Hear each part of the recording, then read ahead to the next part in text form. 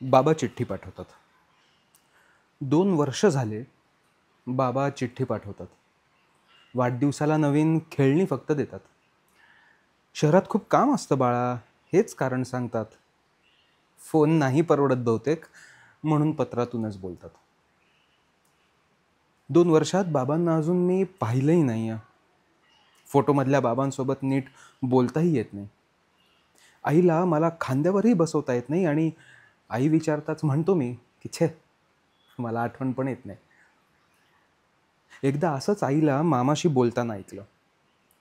बाबा 2 वर्ष आधीच गेलाय हे मला तेव्हा कळालं. आई बाबा दोघांचं लिखाण एकच कसं मग मला उमजलं. कळू नये कोणाला म्हणून मी झोपण्याच्या नाटकातच रडून घेतलं. अजूनही बाबांची चिठ्ठी मी नसतानाच घरात पोहोचते. माझ्याबद्दल विचारलं का तुझ्या बाबांनी, आई मला विचारते. मी चिठ्ठी लिहून पाठवली की आई रात्री रडते. बदमाश नुसता तुमच्यावर गेलाय असं एकट्यातच बडबडते.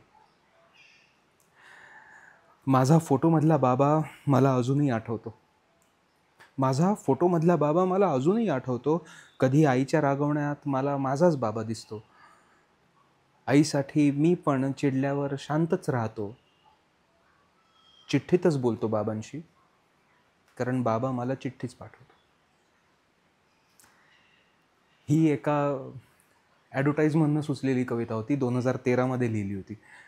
मला अजूनही ती कविता दरवेळेस वाचल्यावर इमोशनलच व्हायला होतं. अजूनही भरवूनच येतं.